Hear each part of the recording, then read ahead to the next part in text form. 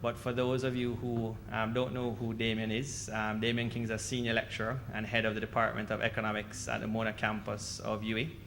He teaches graduate and undergraduate courses in introductory economics, macroeconomic theory, and international trade and finance. And so one of the reasons why we actually put Damien and Mr. Clark together today is, Claude actually has a lot of papers and articles that are actually, a lot of them are in Iglino that speak to CARICOM, and he has a lot of thoughts on CARICOM. So we thought it would be a really good pairing and discussion, for the audience today to talk about CARICOM, especially because a lot of people think that, we shouldn't be in CARICOM. And so we're looking forward to see what Mr. Clark has to say about that, and Damien as well. So Damien, I know you just sat down, but we'd love to call you back up and give us your time. Thank you very much. Good afternoon, everybody. Let me, first of all, apologize for parachuting in like I'm in the Army, and probably stepping back out just as swiftly. But I actually got caught in between an agenda of activities on campus, one before this one after this one. So certainly no disrespect towards this important function is intended. And for all of that, I'm not quite sure that what I'm going to tell you is anything that you don't already know, because there has been a tremendous amount of discussion over the last several weeks about the government's medium-term adjustment program that is being promulgated under the umbrella of an IMF agreement. And I'm essentially going to, so you know what the basic elements of the program are. I'm essentially going to provide a rationale and context for what has been announced so we can have a slightly better understanding about it. Because there's been some debate about whether the economy can handle more taxes. There has been a considerable debate about the merits of the proposed transfer of funds from the NHT. And of course, there's been a lot of concern about the debt exchange. After the discussion that we're going to have now, I hope for us to be in a better position to be able to discuss issues like these that have been announced. Let me see if this works from here. Yes, it does. You see, the title I really wanted to use was not the polite one that you saw on the first slide. But this essentially is what it's about.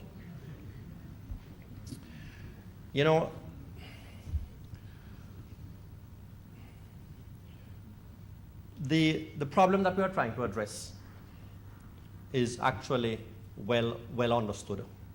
And so I don't have to keep turning my back to you. Let me just get one thing out of my back.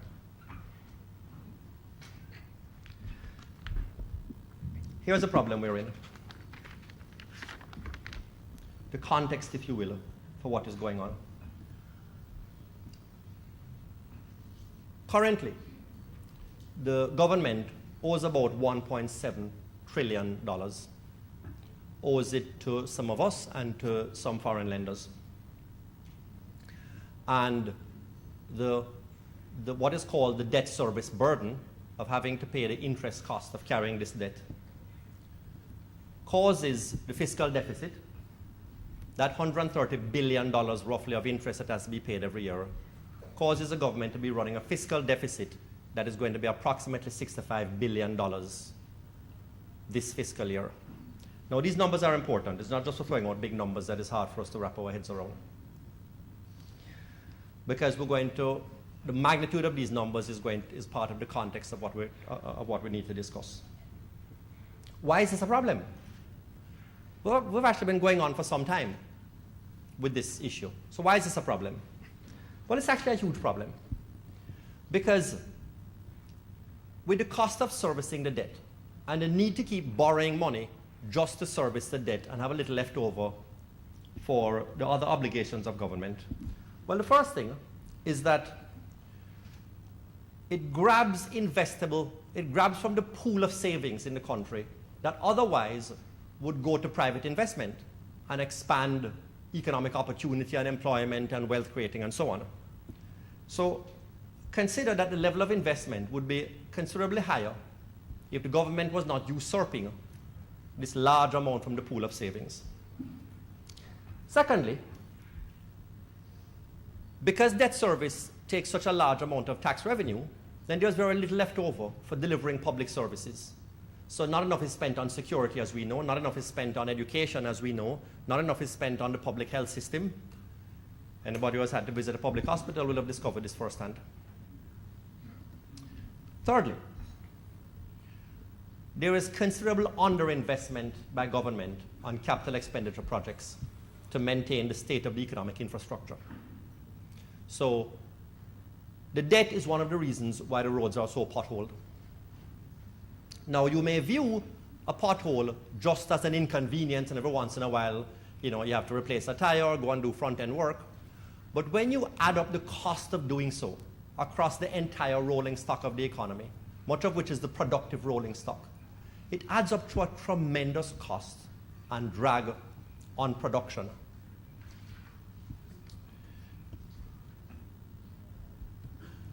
And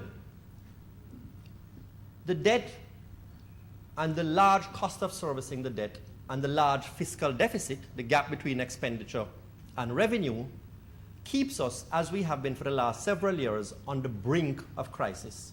That every few years, it tips over into unsustainability, and there has to be a debt restructuring, or everybody's waiting to see what the tax package is going to be.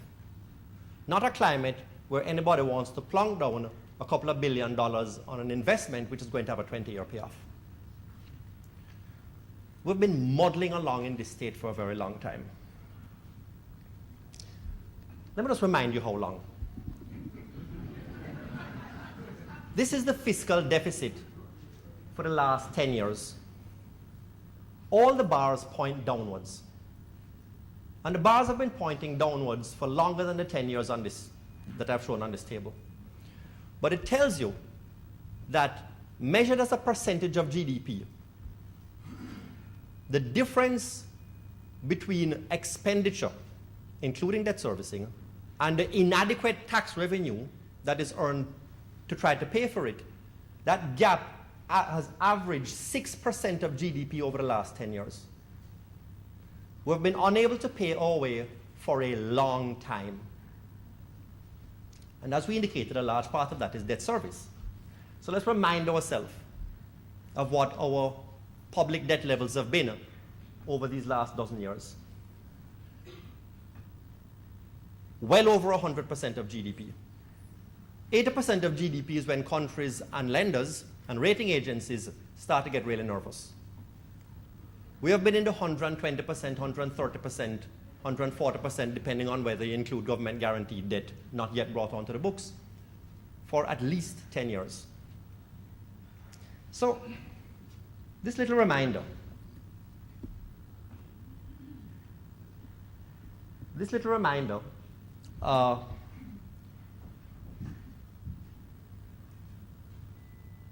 is going to tell us a couple of things. One of the exercises that we did is we did some arithmetic extrapolation to say if at this point in time we were not to implement some kind of economic reform that looks like the medium-term adjustment program that has been announced, where do these fiscal variables go? And this is really a very simple exercise. If I wanted to sort of impress you, I'd call it an economic model. But really, it's an Excel spreadsheet where you just roll forward and extrapolate the implications of the current deficit for borrowing, for new debt servicing, and what that means for the deficit in the future, and how much has to be borrowed, and how the debt goes up, and you sort of roll it forward with sufficient detail that you take account of all the relevant variables. And it says that in a perfect world, if we had no hurricanes, no floods, no spikes in international interest rates, no riots where suddenly tourists stop coming, that our deficit continues to get worse and will settle on around 7% of GDP for the rest of the life of the Blue Mountain Range. The best case scenario. Now, when you're going along at 7% of GDP, pretty much forever, where your debt levels also settle down at about 130% of GDP forever, it lulls you into thinking it's sustainable. But in fact, it's not. Because these are the conditions where any shock, any crisis, any unexpected event tips us over into arithmetic unsustainability. That's what's going to happen if we do nothing.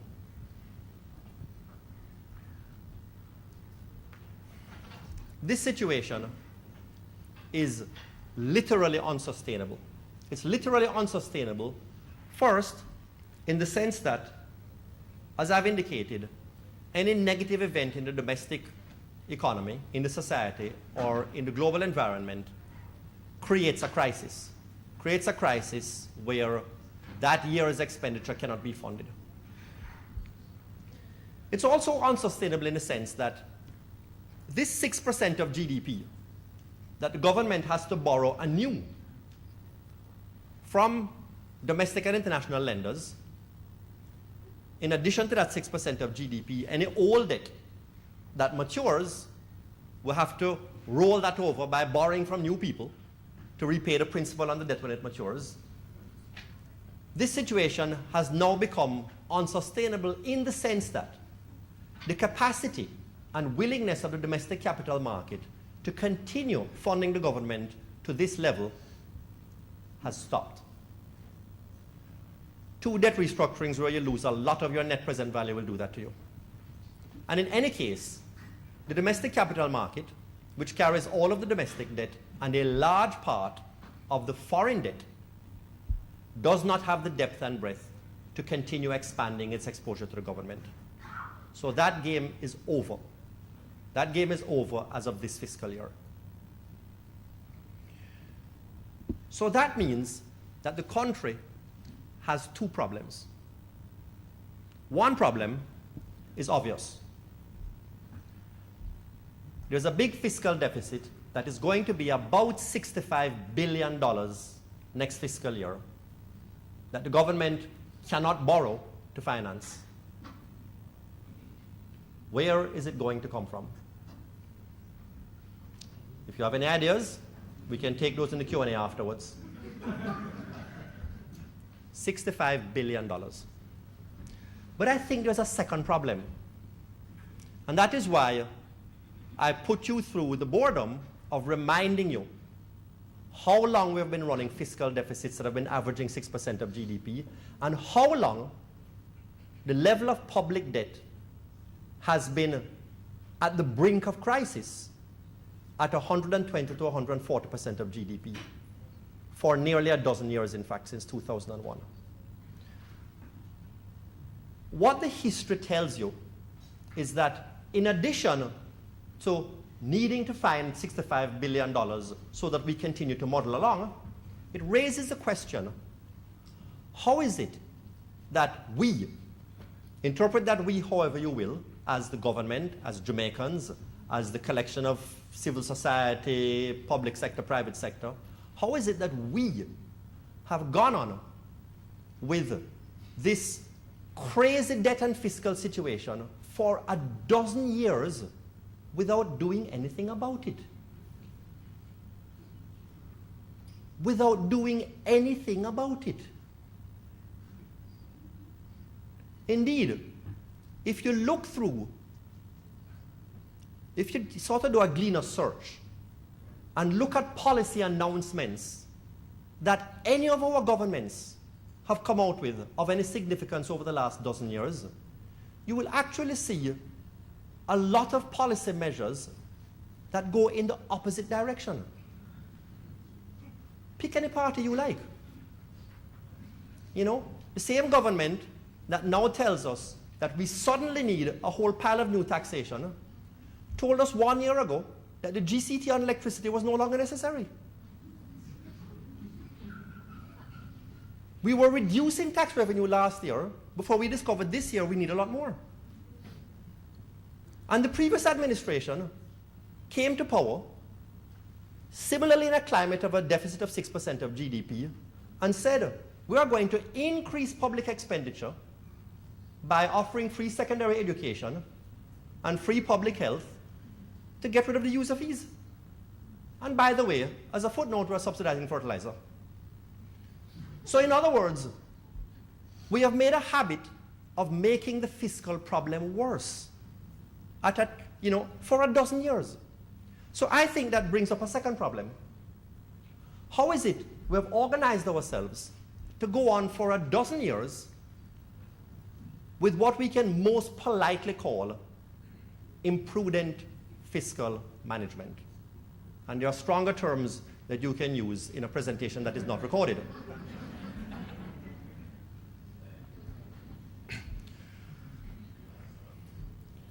It's not just a situation that causes amusement because this inability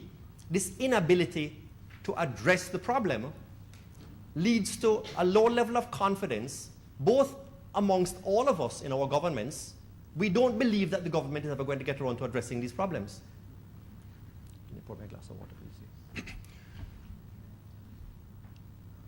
And if government does announce that, we actually commit this year to implement comprehensive tax reform, well, we don't believe it because they've announced it 5 or 6 times and not done it.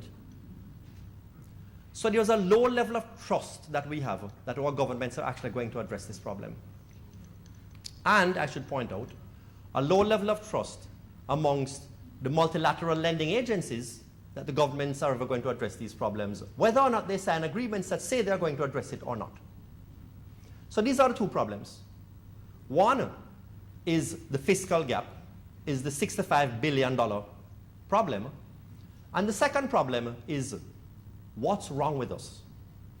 How is it we have not organized to solve the problem in a dozen years? How is it we have organized our political decision making and the policy making that follows from it to be unable to address these problems? I think that we can see the current medium-term adjustment as trying to address precisely those two problems.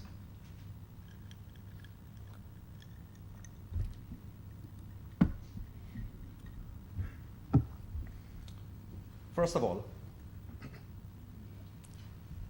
the first problem, the $65 billion problem. Here's what we hear so far.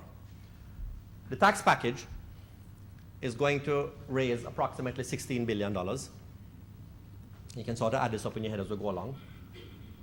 The debt exchange is going to save approximately $17 billion in debt servicing over the next 4 years per year.